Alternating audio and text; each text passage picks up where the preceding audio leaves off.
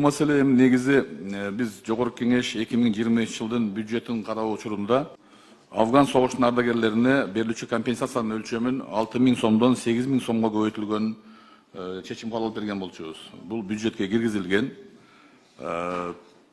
Түшүнүксүз себептер менен бүгүн мына уже 14 апрель 4 ай катарынан ошол компенсация төлөнбөй келет. Бул эмне үчүн мындай болуп атат? Себеби бюджетте кабыл алынгандан кийин биз ноябрь айынын башында кабыл алып бергенбиз. 2 айдын ичинде токтомдорду чыгарып, бардыгын даярдап, 1 январдан ошо Афган согушунун ардагерлери 8.000 сомдон ала башташ керек болчу. Ар ай сайын суроо жаралат. Мен муну февралда көтөргөн болчумун, 19 февраль күнү. Ошондо кайчыккан март айынан баштап бере баштайбыз, токтом даяр болду элек деп. Тилекке каршы бүгүн дагы жок. Ошону эмне себептен төлөнбөй атат? Так уксак. Себеби бул уже мыйзам бузулуп атат.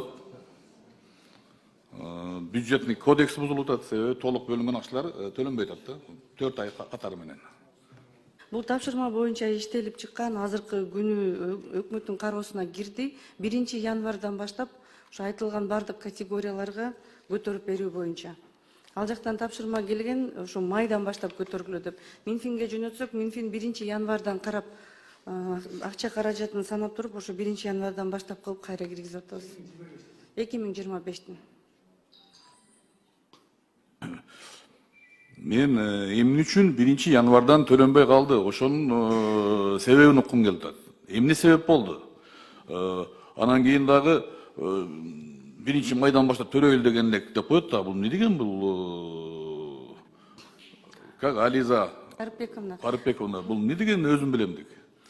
Мыйзамда кабыл алынган 1 январдан төлөнсүн деген нерсени 1 майдан төлөйүл деп ойлогонбуз деп. Мыйзам негизинде атайын токтом иштелип чыгып киргизгенбиз, анан бизге тапшырма түштү, указдын негизинде төлөм жүргүзүлөт деп. Анын указды иштеп чыктык. Качан болот? Бул эмне деген? Кабыл алынары менен 1 январдан баштап перерасчет болуп төлөнүп берилет. Жок, кабыл алынса 31 августта кабыл алынабы, 31 декабрда кабыл алынабы, качан? Азыр администрацияда кароодо жакын арада эле кабыл алынат, бардык мамлекеттик органдарда макулдаштан өттү.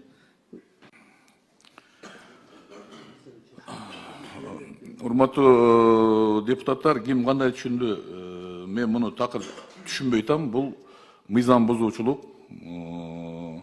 Ушул токтомду даярдаган кишилер жоопкерчиликти сөзсүз болуш керек буларга. Кабыл алынган мыйзамды аткарбагандыгы үчүн. 1 январдан баштап атайын күткөн сумманы колдоруна албай, бул 5000ден ашуун жаран. Бизден ошо Афган согушунун ардагерлери. Маселе ошол жөнүндө бир добуштан колдоп бергенбиз муну. Уруксатпы, бул указга кирген, указ менен кабыл алына тургандан кийин 80 жылдыкка карата Улуу Ата Мекендик согуштун ошол ардагерлерин да кошуп, ошо бир указ менен алып кетип атабыз да. Аларды дагы 1 январдан баштап деп ошо төлөм кирип калды, ошондуктан кармалып калды бир аз. Бизде колдодук. 1 январь 2025-тен баштап перерасчет болот. 188 миллион кошумча каражат керек экен, бардык акча каражаты каралды. Оңой эле айтасыңар да, перерасчет болот, мындай кылабыз деп. Эмне үчүн 1 январдан төлөнгөн жок? Үмүтжан Моминович. Сиз мына каржы министринин орун басарысыз. Бюджетте каралган акча убагында берилиш керек. Ким күнөөлүү ошого? Эмне себептен 1 январдан акча берилбей атат? Мындай өзгөрүү киргенде дайым токтом менен даярдап, жаңы жылга бардыгы даяр болчу эле. Ким күнөөлүү буга? Каржы министрлигинин кызматкерлери күнөөлүүбү? Же социалдык коргоо министринин бирөө жасаган жок да мунучу. Жөндөн жөн эле жылып кете берген жок да. Бул аткарыла турган маселе болчу. Күнөөлүүсүн ким күнөөкөр экенин так аныктап бериңиздер Жогорку Кеңешке бул жака. Жарайт.